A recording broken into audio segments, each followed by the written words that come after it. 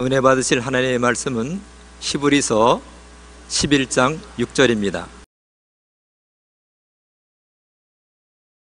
믿음이 없이는 하나님을 기쁘시게 하지 못하나니 하나님께 나아가는 자는 반드시 그가 계신 것과 또한 그가 자기를 찾는 자들에게 상 주시는 이심을 믿어야 할지니라. 아멘.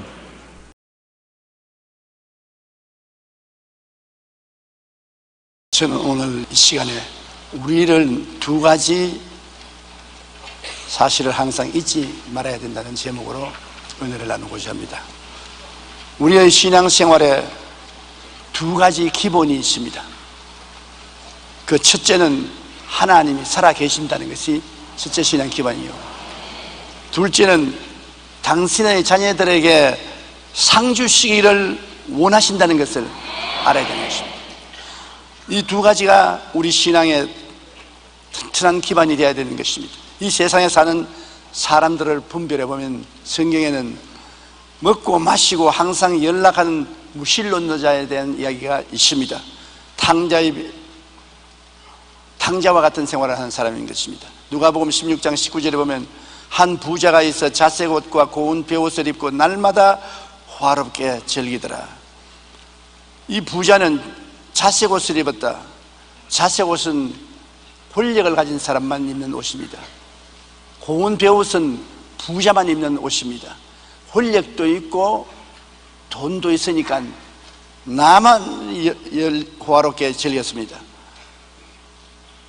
이 사람은 무신론자였습니다. 하나님을 두려워하지도 않고 하나님을 인정하지도 않았습니다.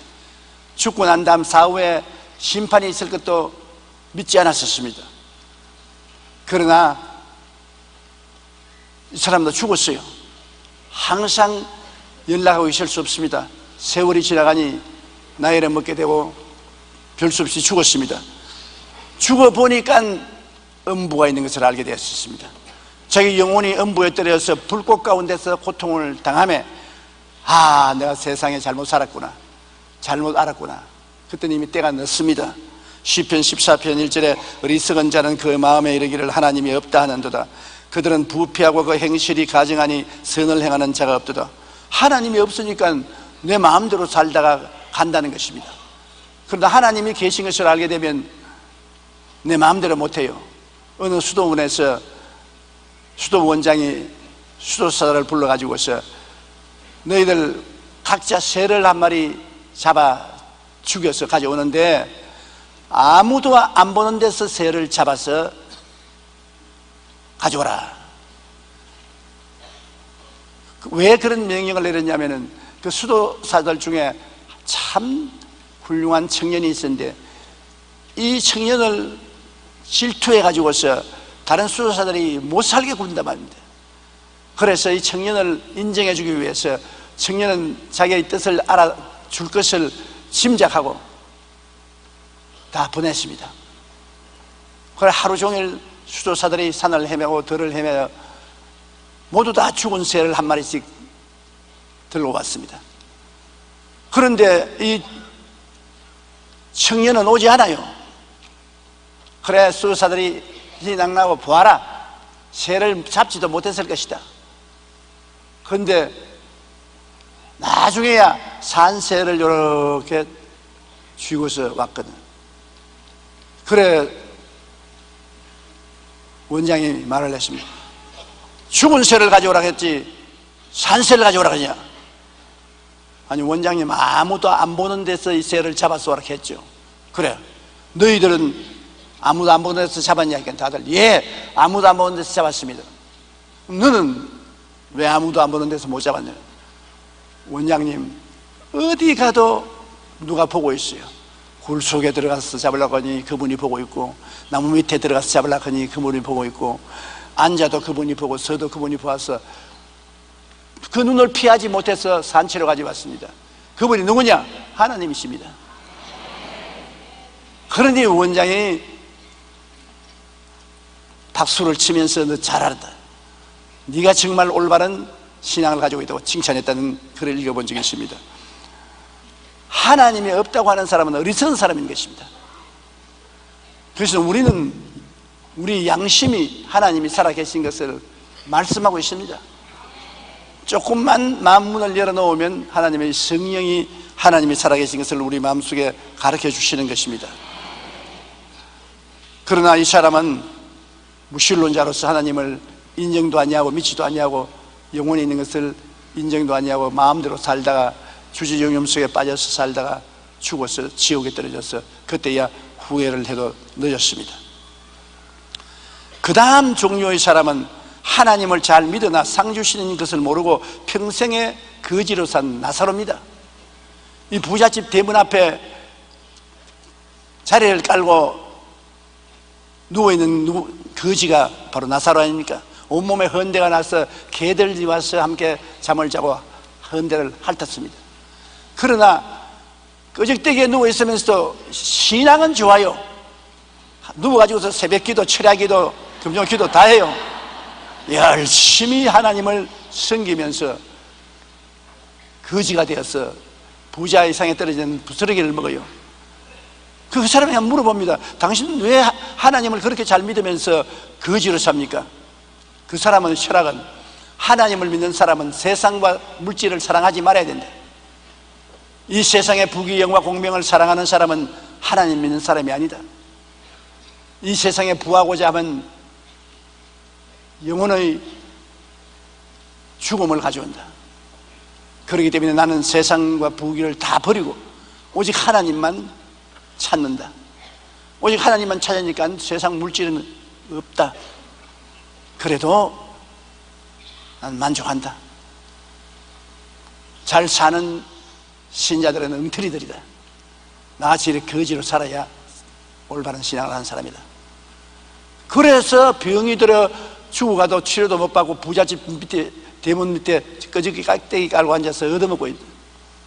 그런 신자들이 많습니다. 많은 신자들이 부자 되면 엉터리 신자다. 가난해야 올바른 신앙생활을 할 수 있다. 헐벗고 굶주리면 참으로 신령한 사람이다.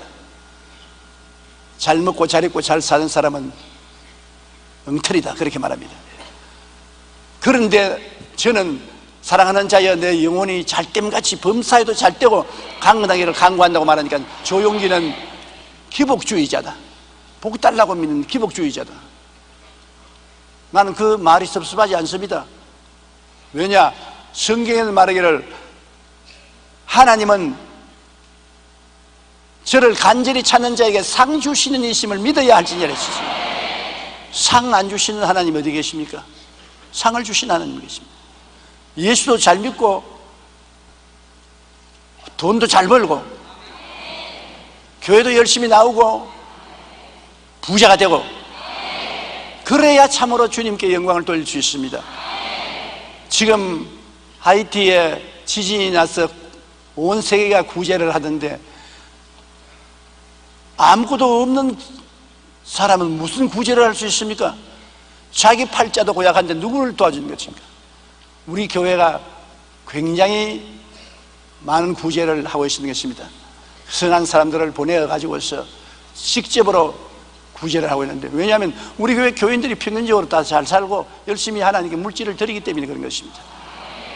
교회 나오면 돈 날리는 데가 얼마나 많은지 몰라요. 교회만 오면은 11조 내놓아라, 헌금 내놓아라, 무슨 회비 내놓아라, 구제금 내놓아라, 정말 내놓으라 하는 데 많습니다. 그런데 아무것도 없는 사람은 낼 거 뭐가 있습니까? 나는 없습니다. 난 낼 수 없습니다. 그럼 하늘나라는 무너지고 마는 것이죠. 물질이 있어야 선한 일도 하지, 물질이 없는데 어떻게 선한 일을 합니까? 이 거지 나사로는 하나님을 열심히 믿고 신앙생활을 충실히 한 것은 칭찬할 만하지만은 가난하고 거지가 되어야 신령해진다는 것은 잘못된 믿음인 것입니다.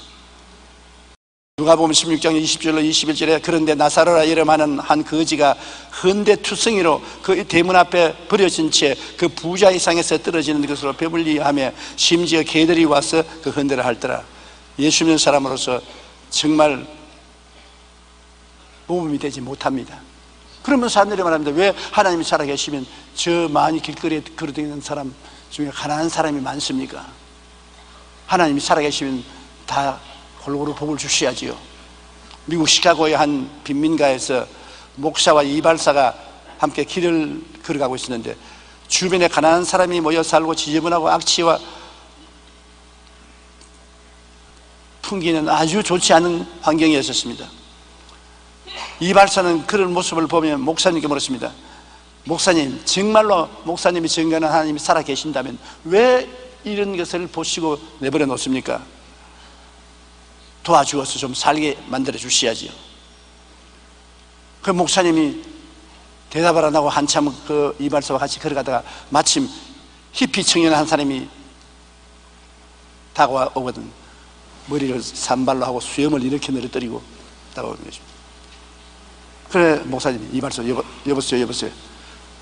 왜 당신같이 훌륭한 이발사가 있는데 저 사람은 머리를 저렇게 늘어뜨리고 수염을 저렇게 길게 기르고 추잡하게 다닙니까? 당신 같은 이발사가 우리 시카고에 있는데. 그 이발사가 웃으면서 목사님, 내게 안 오니까 그렇지요. 이 친구가 내 이발소에 왔다면 내가 미담으로 만들어 놓지요. 그래요? 이 사람들이 왜 이렇게 가난한지 압니까? 하나님께 안 오기 때문에 가난하지. 하나님께 와서 하나님을 중심으로 섬겼으면, 그 나라와 그 일을 구했으면 모든 것이 더해졌을 겁니다. 저 사람 이발소에 안 와서 못 깎아준 것이나 하나님께 간절히 기도하고 구하지 않은 사람 도와줄 수 없는 것이 마찬가지입니다. 성경에는 주님 말씀하기를 내 믿은 대로 될지어다. 하나님은 안 도와주신다. 하나님 축복 안 해주신다. 거지로 사는 것이 신령하다고 믿으면 그 믿은 대로 해주는 것입니다. 뭐냐? 네 믿은 대로 해주마.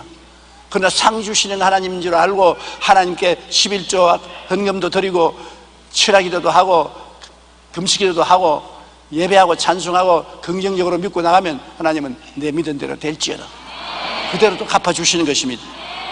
많은 사람들이 교회를 나오긴 해도 하나님이 어떤 분이신지를 올바로 아는 사람이 많지 않습니다. 그래서 하나님께서 상 주시는 이시라는 것을 모르고 있습니다. 평생에 거지로 산 나사로와 같이 가난하고 비참한 생활을 해야 신령한 신앙생활을 한다고 큰 오해를 하고 있는 것입니다. 잘못 믿는 것입니다. 미국이 가난하고 거지 나라였으면 온 세계뿐 아니라 우리 한국은 지금 살지도 못합니다. 6.25 사변 났을 때 미국에서 온 그 구제물자들이 산더미 같이 왔습니다. 그 산더미 같은 구제물자가 안 왔으면 우리 한국은 굶어 죽었어요. 그리고 한국 교회도 미국 선교사들을 파견해서 그들이 연세대학도 세웠고 세브란스 병원도 세웠고 수많은 교육기관과 화원을 세웠습니다. 그것이 기초가 되어서 우리가 지금 오늘날 한국 기독교가 이렇게 왕성이 된 것입니다.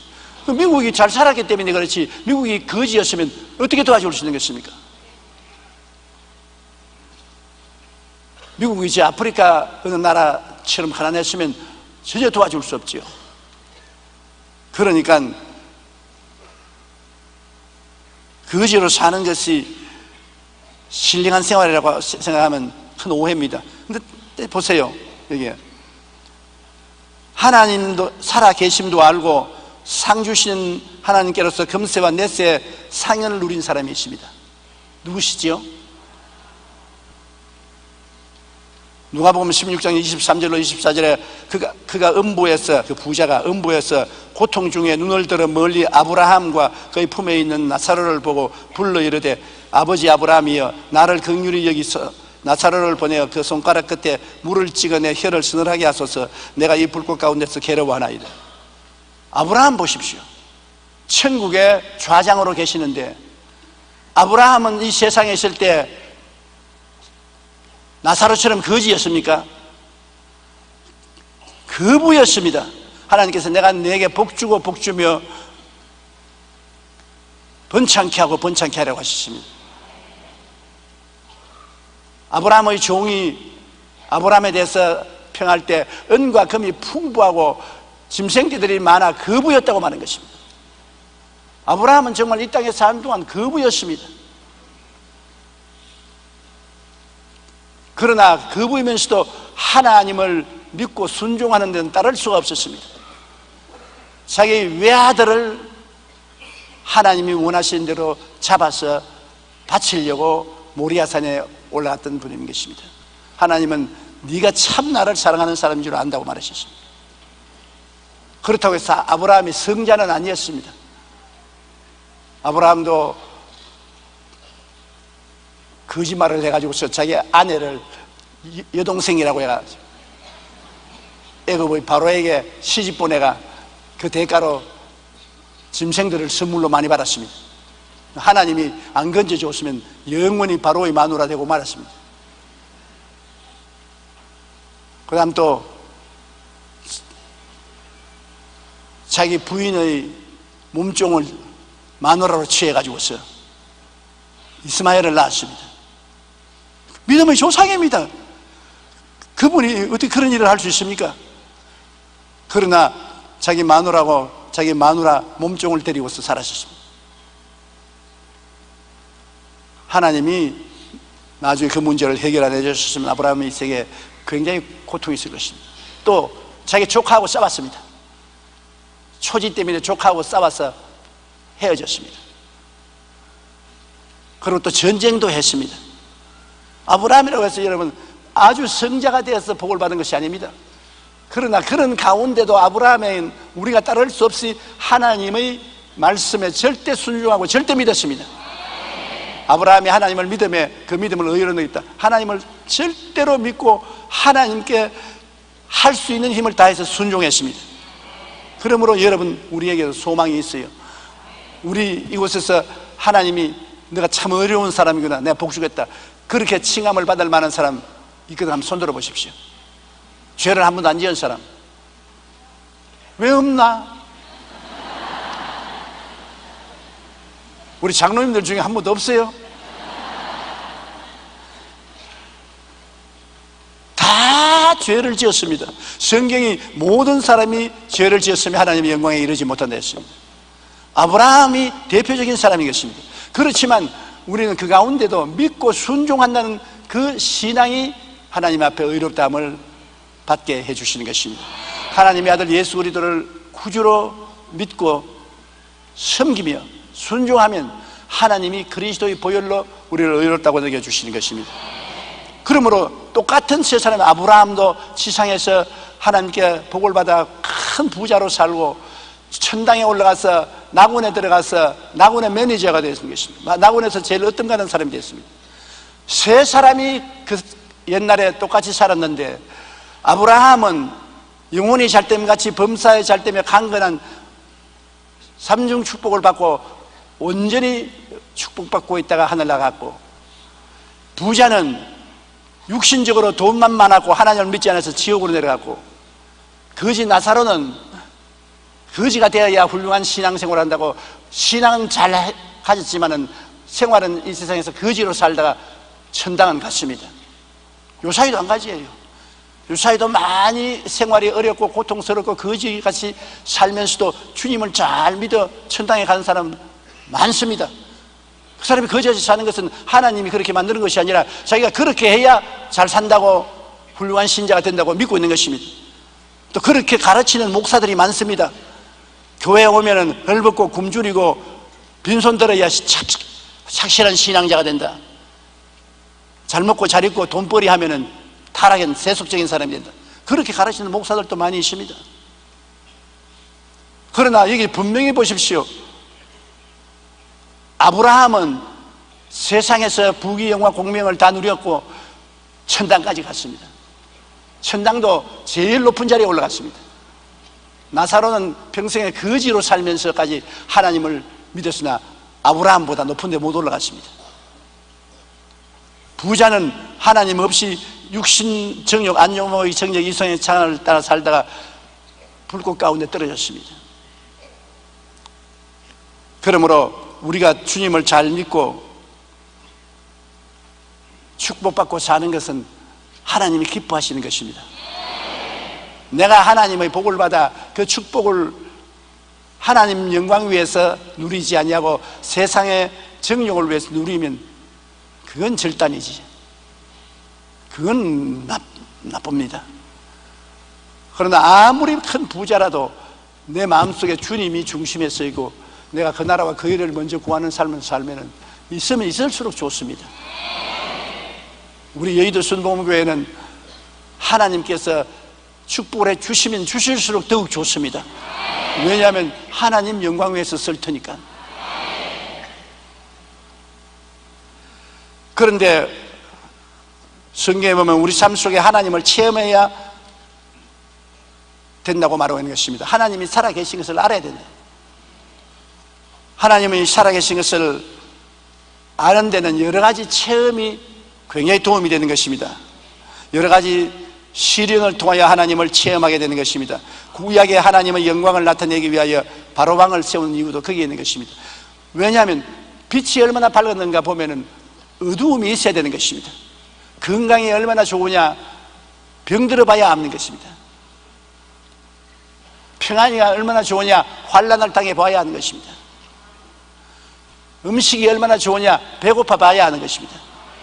그냥 설명을 하면은 머릿속에 그런가 보다 그렇게 생각하는데 실제로 당해봐야 뼈저리 느끼는 것입니다. 하나님이 살아계신다 아마 그런가 보다 머리로서 그렇게 생각하고 마음속에 절절히 느끼지 못하는 사람이 너무나 많습니다.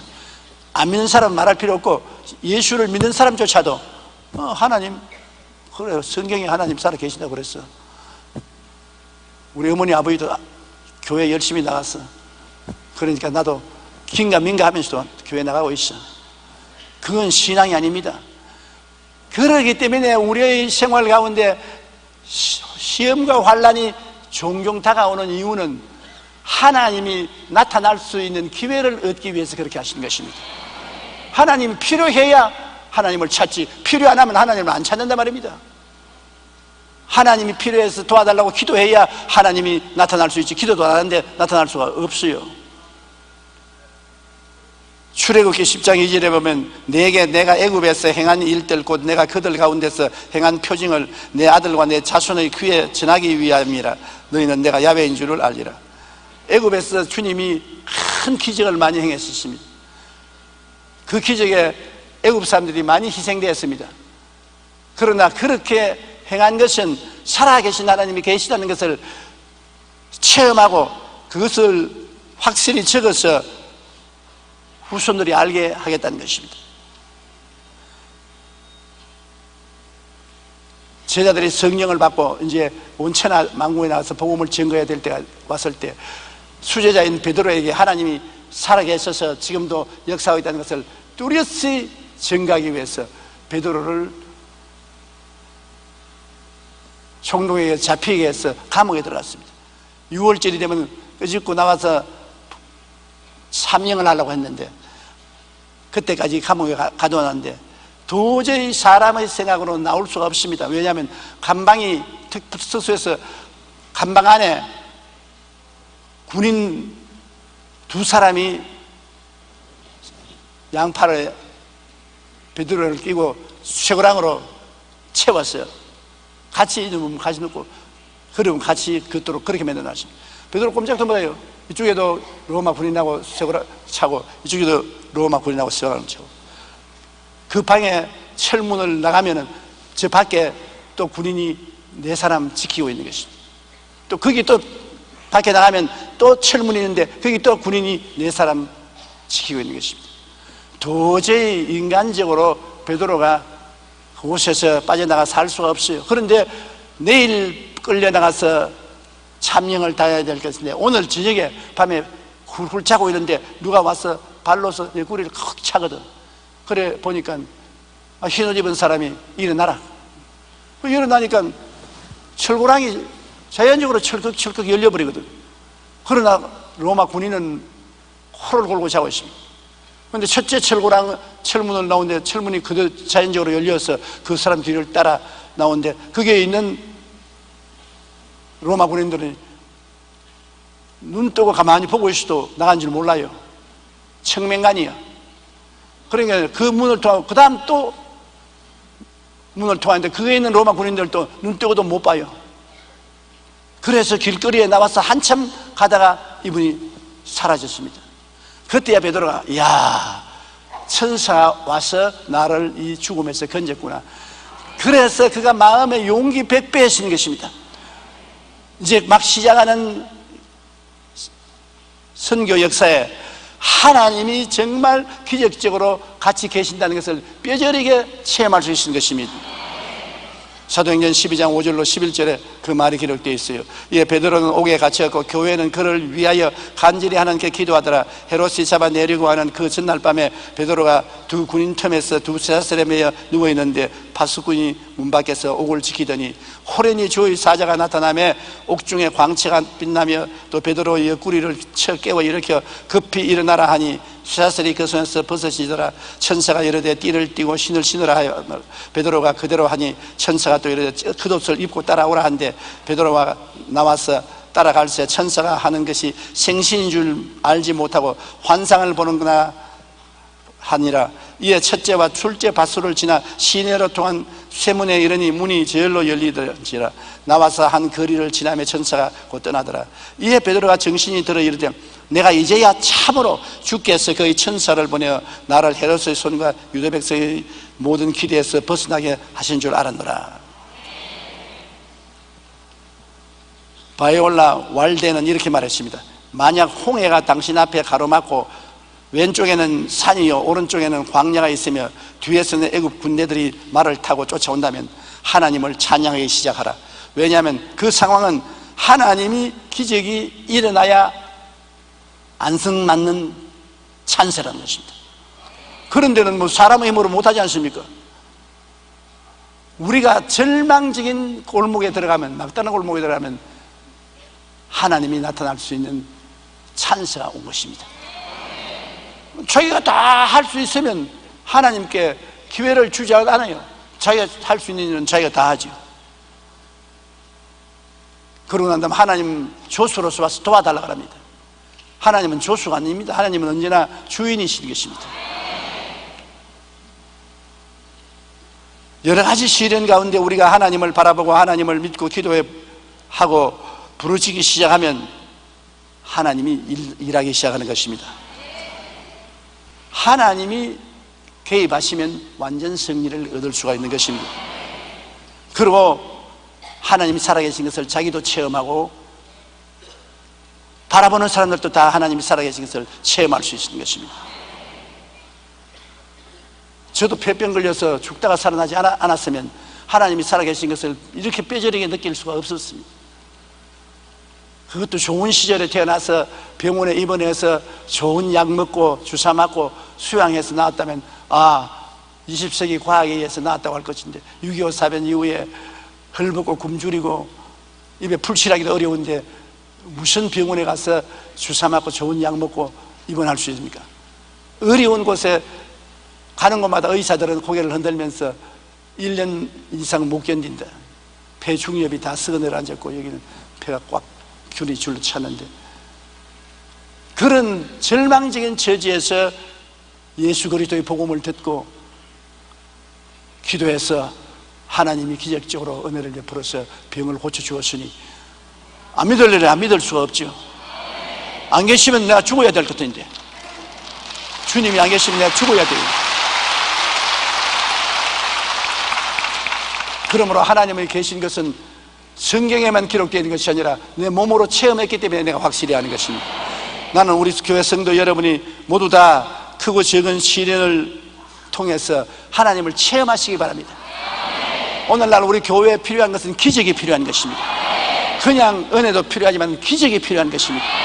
크고 적은 일에 하나님이 나타나셔서 역사한 것을 체험하면 그 믿음은 진실로 만소간소하여서 믿음이 되는 것입니다. 그럴 뿐 아니라 말씀과 성령을 통해 은혜의 체험을 하면은 하나님이 살아계신 것을 알게 되는 것입니다. 교회 와서 은혜를 받아야 돼요. 말씀을 듣고 성령 충만을 받은 은혜를 체험하면 그 은혜가 그 마음속에 하나님 살아계신 것을 믿게 만들어요. 성경에는 하나님께 나온 자는 그가 살아계신 것을 알아야 된다고 하니까. 로마서 10장 11절에 믿음은 들음에서 나며 들음은 그리스도의 말씀으로 말미암느니라.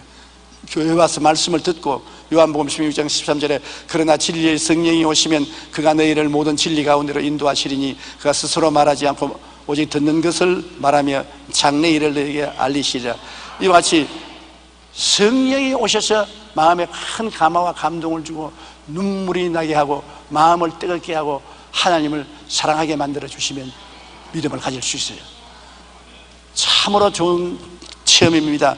성령께 은혜를 받아서 그 좋은 체험을 가지면 얼마나 큰 축복입니까?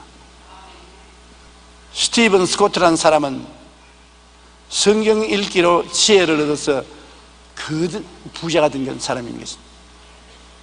그는 젊은 시절에 다니던 직장에서 퇴출을 당해 9번이나 직장을 잃고 좌절에 빠졌습니다. 별로 유능하지 못한 사람이에요. 암담한 현실 속에서 헤매던 어느 날 그는 한 백만장자를 만나게 되어 백만장자가 되는 비결을 물어보았었습니다. 그런데 그 백만장자가 말하기를 당신은 매일 성경 잠언서를 한 장씩 읽으세요. 그러면 2년 안에 4장보다 더 떳떳해지고 5년 안에 엄청난 부자가 될 수 있을 것입니다. 그러니까 그건 뭐 어려운 일이 아니거든. 스티븐은 그날부터 매일 잠언을 한 장씩 읽으며 지혜를 구했습니다. 몇 년 뒤에 그는 회사를 설립했어요. 그는 백만장자의 말대로 수십억 달러를 판매하는 부자가 되었고 자신이 성경을 통해 얻은 지혜를 솔로몬 부자학 31장이라는 책으로 출간하게 된 것입니다. 이 성경이 하나님의 지혜의 책입니다. 이 성경이 복의 덩어리예요. 다 잃어버릴지라도 성경 한 권만 있으면 또 머리가 되고 꼬리도 안 되고 위에 있고 아래 내려가지 않고 남에게 구워질 자도 꾸지 않습니다. 학교 교육을 정규적으로 못 받고 어려운 생활을 했더라도 말씀 안고 나가면 21세기 에이브람 링컨 같은 사람이 나타날 수 있는 것입니다. 하나님의 말씀이 우리에게 천례적인 지혜를 주시는 것입니다. 러시아의 문호 톨스토이는 사람은 무엇으로 사는가라는 그의 책에서 이렇게 말했습니다. 인간은 유한한 존재이다. 사람은 하나님께서 주시는 지혜를 가지고 은혜로 살아간다고 말했습니다. 하나님이 주시는 지혜로 은혜를 가지고 산다. 그다 체험한 말인 것입니다. 우리의 삶의 지혜는 하나님과 하나님의 말씀으로부터 옵니다. 그러므로 우리는 지혜를 얻기 위해 늘 말씀을 읽고 성령님의 도우심을 간구해야 됩니다. 그럴 때 하나님은 우리에게 지혜를 주시고 은혜를 체험해 주시는 것입니다. 우리는 이렇게 말씀과 성령을 통해 은혜를 체험함으로 하나님의 살아계심을 깨달을 수가 있습니다. 하나님 말씀 중요하게 여기십시오. 그리고 성령께 기도해서 말씀을 깨달아 알게 해 주십시오. 간구하십시오. 하나님 말씀과 성령이 우리 마음속에 깨달음을 주시고 우리를 깨닫게 해 주시는 그 지혜는 불가능을 가능케 하는 지혜인 것입니다. 하나님과 같이 하면 못할 일이 없습니다. 근데 인간 힘으로 하면 한계가 있지요. 하나님과 같이 하시면 무한한 길을 건강하십니다. 그러므로 나를 죽이고 하나님이 그 자리에 들어와서 사시면 놀라운 기적이라는 것입니다. 그러므로 죽게 나오는 자는 하나님이 살아계신 것을 믿어야 돼요. 안 그러면 은혜 받을 수 없어요. 그러고는 두 번째는 하나님이 저를 간절히 찾는 자에게는 상 주시는 이심을 믿어야 하는 것입니다. 따라 말씀해. 잘못된 신앙은 가난과 실패를 하나님 뜻으로 받아들이는 것이다. 히브리서 11장 6절에 믿음이 없이는 하나님을 기쁘시게 못하나니 하나님께 나아가는 자는 반드시 그가 계신 것과, 희미하게 아닙니다. 반드시 그가 계신 것과 또한 그가 자기를 찾는 자들에게 어떻게 하신다고요? 상 주시는 이심을 믿어야 할지니라. 하나님이 상 안 주시는 하나님인 줄 생각하지 마십시오. 잠언서 22장 4절에 같이 한번 읽어보십시다. 겸손과 야훼를 경외함의 보상은 재물과 영광과 생명이니라. 겸손하고 야훼를 경외하는 보상이 오는데 재물이 보상이 오고 영광과 생명이 보상으로 온다. 그런데 왜 하나님 믿으려면 가난해야 된다는 말이 어디서 나옵니까? 하나님을 찾아도 별 돌이 없다, 하나님 찾아도 거지로 살아야 된다. 그럼 성경 뜯어 고쳐야지. 저를 찾는 자에게 상 주시심을 믿어야 하는데 그걸 안 믿으면 어떻게 되겠습니까?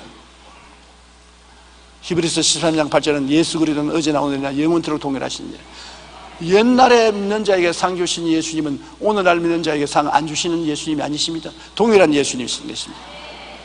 로마서 8장 32절에 자기 아들을 아끼지 아니하고 우리 모든 사람을 위하여 내어주시니가 어찌 그 아들과 함께 모든 것을 우리에게 주시지 아니하겠느냐. 이론적으로 생각해 봐라. 아들을 우리에게 주시니가 그 아들과 함께 모든 것을 어떻게 안 주겠느냐. 빌립보 4장 19절에 나의 하나님이 그리스도 예수 안에서 영광 가운데 그 풍성한 대로 너희 모든 쓸 것을 채우시리라. 한두 가지가 아니라 우리 필요한 모든 것을 채워주겠다는 것입니다. 우리가 역사를 통해서 보면 우리가 조상의 하나님은 거지 아닙니다. 아브라함, 이삭, 야곱, 요셉, 그 다음에 적과 꿀이 흐르는 땅, 하나님이 연결된 곳마다 축복이 강물처럼 흘렀습니다. 아브라함이 거지로 살았습니까? 창세기 13장 1절로 2절에 아브라함이 애굽에서 그와 그의 아내와 모든 소유와 롯과 함께 네겝으로 올라가니 아브라함에게 가축과 은과 금이 풍부하였더라. 창세기 24장 35절에 야훼께서 나의 주인에게 크게 복을 주시어 창성하게 하시되 소와 양과 은근과 종들과 낙타와 나귀를 그에게 주셨다. 종이 주인에 대한 평가를 내는 것입니다. 그럼 아브라함의 아들 이삭은 어떻습니까? 창세기 26장 12절로 14절에 이삭이 그 땅에서 농사하여 그 해에 100배나 얻었고, 와, 많이 얻었네. 야훼께서 복을 주심으로 그 사람이 창대하고 왕성하여 마침내 거부가 되어 양과 소가 떼를 이루고 종이 심이 많음으로. 그 아버지의 그 아들이. 그러면 야곱은 어떻습니까? 아브라함의 손자 야곱은 창세기 30장 42절로 43절에 튼튼한 것은 야곱의 것이 된지라 이에 그 사람이 매우 번창하여 양떼와 노비와 낙타와 나귀가 많았더라.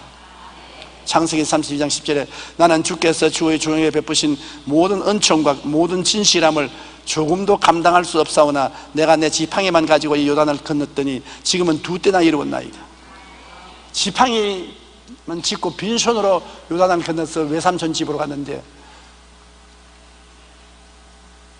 그가 20년 후에 고향으로 돌아갈 때 한 때, 2때 바다 모래같이 많은 짐승떼를 거느리고 돌아오는 거부가 되었습니다. 그 아버지도 거부요, 그 아들도 거부요, 그 손자도 거부요. 근데 하나님은 나는 그 아버지 아브라함의 하나님, 그 아들 이삭의 하나님, 그 손자 야곱의 하나님이다. 하나님은 사람을 차별대우하지 않습니다. 요셉을 보십시오. 창세기 41장 41절로 43절에 바로가 또 요셉에게 이르되 내가 너를 애굽 땅 온 땅의 총리가 되게 하노라 하고 자기의 인장 반지를 빼어 요셉의 손에 끼우고 그에게 세마포 옷을 입히고 금사슬을 목에 걸고 자기에게 있는 버금 수레에 그를 태우매 무리가 그의 앞에서 소리 지르기를 엎드리라 하더라. 바로가 그에게 애굽 전국을 총리로 다스리게 하더라.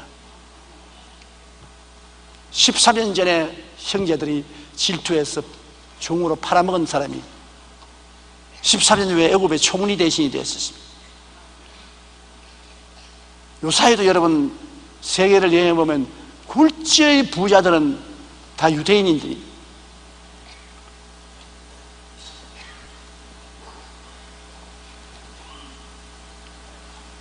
정치적으로 지도적인 역할을 한 분들도 거의 다 보면 유대인의 피를 가지고 있습니다.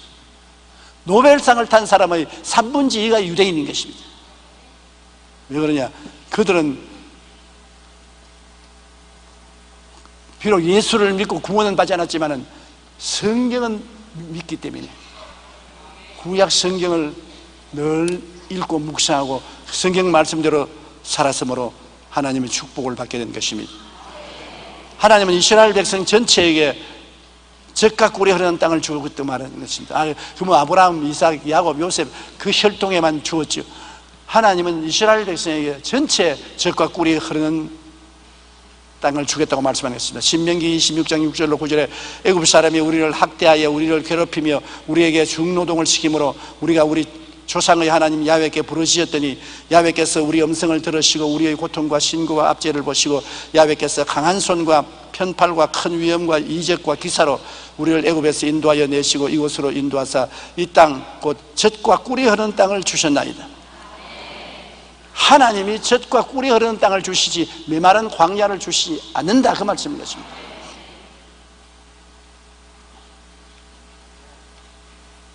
사람이 나이를 먹으면 조금 철이 듭니다. 전 요사이 빈손 들고 서울에 올라와서 50년의 세월이 지나고 난 다음에 하나님이 얼마나 저희 삶에 축복해 주신 것을 생각하고 감격하여 눈물을 흘립니다. 정말 부산진역에서 3등 열차를 탔을 때 깜깜했어요. 서울에 일가 친척도 없고 아무도 없는데 오직 예수님만 내 가슴 속에 계셨습니다. 그런데 그 예수님이 50년이 넘은 세월이 지나가니까 3등 열차 타고 온 사람이 아니라 이제는 1등 열차를 타고 갈 수 있습니다.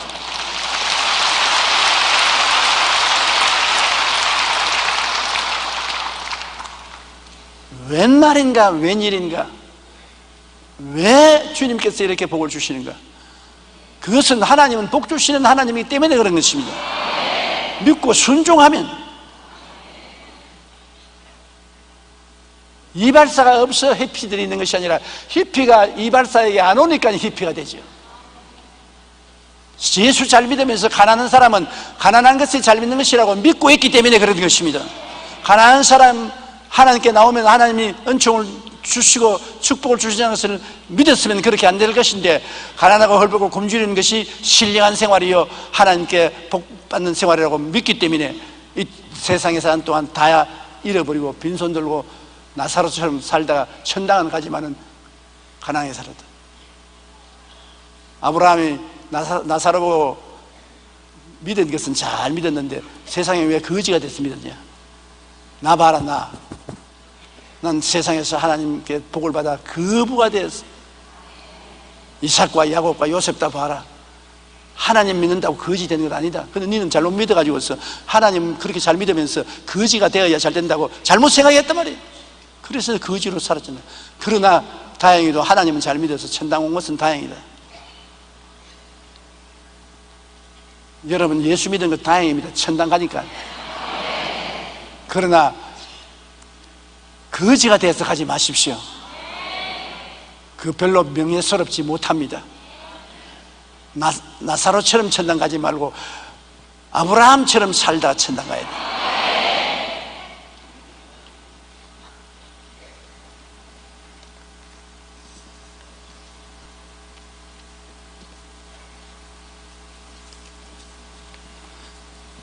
우리가 예수님의 대속의 은혜를 보면 예수님의 대속의 은혜 속에 축복의 말씀이 많습니다. 고린도후서 8장 9절 우리 다 같이 소리내 읽어보십시다. 우리 주 예수 그리스도의 은혜를 너희가 알거니와 부요하신 이로서 너희를 위하여 가난하게 되심은 그의 가난함으로 말미암아 너희를 부요케 하여 하심이라. 예수님이 헐벗고 굶주리고 가난하게 사느니 우리도 예수님의 뒤를 따라가야 되겠다. 천만에요.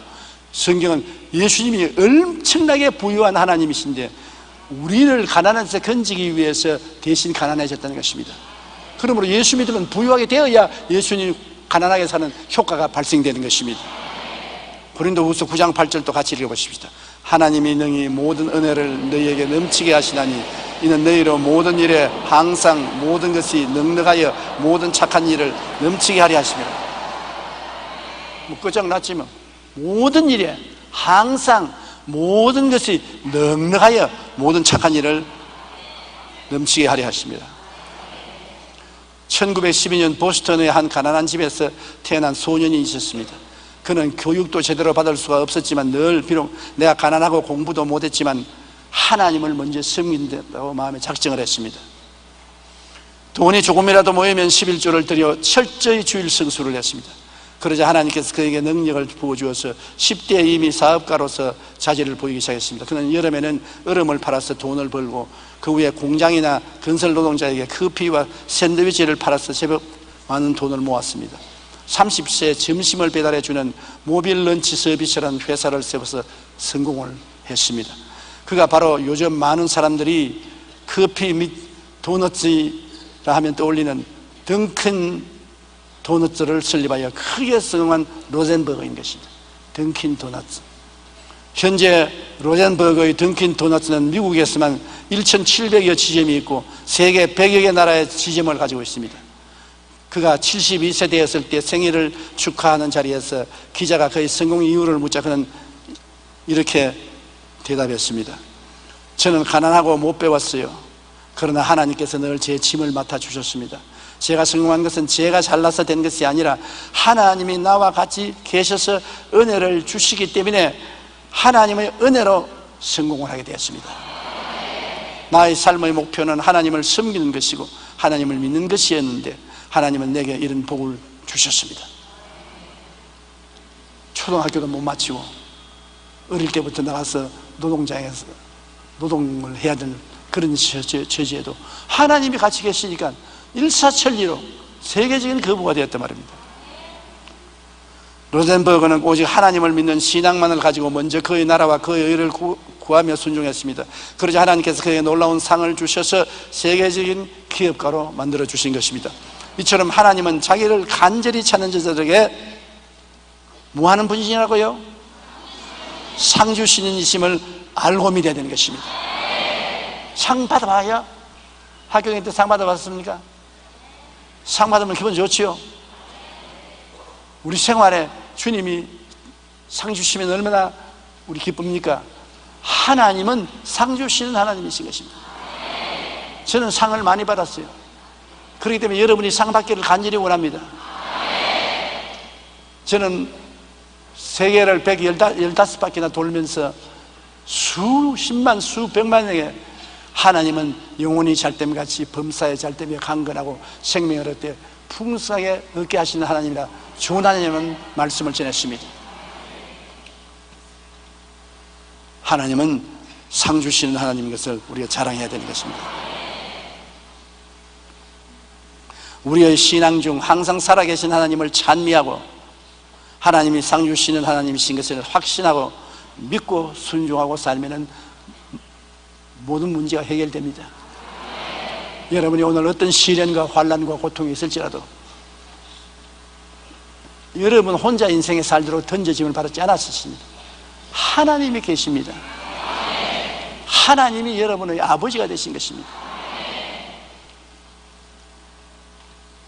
하나님은 여러분에게 지극히 가까이 계십니다. 여러분 하나님을 아빠, 아버지라고 부를 수가 있습니다. 예수님께서 하나님께 기도할 때 아빠, 아버지라고 불렀습니다. 하나님을 아빠라고 부를 수 있는 분은 여러분밖에 없습니다. 보통 사람은 아빠라고 못 불러요. 어떤 딸이 시집을 갔는데 그 본가와 친정이 같은 집에 살게 됐어요. 큰 집을 구해가지고서 본가와 친정이 같은 집에 사는데 이 딸이 설날이 되자 전화를 걸었습니다. 자기 아버지가 전화를 왔거든요. 아빠 새해 복 많이 받고 하나님 축복 많이 받으세요. 아빠 건강에 조심하고 오늘 말 챙겨 잡수시고 아빠 잘 돌보세요. 오냐. 아빠 아버님께 전화 좀 바꿔 주십시오. 자기 친아버지는 아빠라고 하지만 친아버지는 아빠라 뭐라고 아버님께 전화 바꿔 주십시오. 며느리는 아빠라고 말한단 말입니다. 아버님이라고 말하지. 그럼 딸은 아빠라고 말한다. 그럼 여러분은 우리 하나님 앞에서 뭐라고 그럽니까? 하나님을 아빠, 아빠라고 부를 수가 있는 것입니다. 아바 파다, 아버지요. 그만큼 하나님이 우리하고 가까이 계신 것입니다. 친합니다. 아주 친합니다. 하나님은 여러분을 사랑합니다. 그렇기 때문에 하나님이 살아계신 체험을 자꾸 하세요. 어떠한 어려운 일이 있다고 와도 하나님은 여러분 문제를 해결해서 살아계신 하나님의 능력을 나타내시려고 그렇게 하시는 것입니다.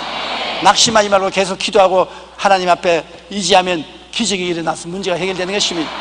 신앙이 자랍니다. 그리고 담대하게 상주신이심을 믿으십시오. 긍정적이고 적극적이고 창조적으로 사세요. 내 믿은 대로 될지라고 말씀하는 것입니다. 남에게 구워줄 줄 알아도 꾸지 않습니다. 부잣집 대문 앞에 끄직뜨기 깔고 사는 그런 신세가 되지 않습니다. 남에게 늘 손 내놓고 구걸하고 다니는 신세가 안 됩니다. 복을 받아서 남에게 나누어 줄 수 있는 사람이 될 수 있는 것입니다. 다 같이 고개 숙여 기도드리겠습니다. 살아계신 아버지 하나님, 아버지 하나님을 생각할 때 우리가 마음이 감동이 되고 어찌할 바를 모릅니다. 우리 너무나 하나님을 잘못 믿고 있습니다. 두려운 하나님, 깍쟁이 하나님, 우리를 모른 채 하시는 하나님, 응답하지 않은 하나님, 여러 가지 부정적인 마귀의 말을 그대로 믿어 있어서 많은 사람들이 고통 가운데 있습니다. 아버지여, 부자와 같은 사람 되어서 무신론자로 살다가 지옥 가지 말고, 나사로와 같은 좋은 신자가 되지만은 복 주시는 하나님인 것을 믿지 못해서 거지가 되어 살지 말고, 아브라함, 이삭, 야곱, 요셉처럼 복 주시고 번창케 하시고 영생을 주시는 하나님을 믿게 하여 주시옵소서. 하나님의 영광이 우리 모든 성도에게 나타나서 내 아버지 하나님이시여, 내일은 오늘보다, 다음 달은 금년보다,明年은 금년보다 더 향상하고 발전하게 도와주시옵소서. 기적의 하나님이여, 주님께서 모든 사람 속에 기적으로 나타나시고 예수 그리스도의 대속의 은총이 임하여서 가난이 다 대속되고 그리스도의 부요가 넘쳐나게 도와주시옵소서. 예수님 이름으로 기도합니다.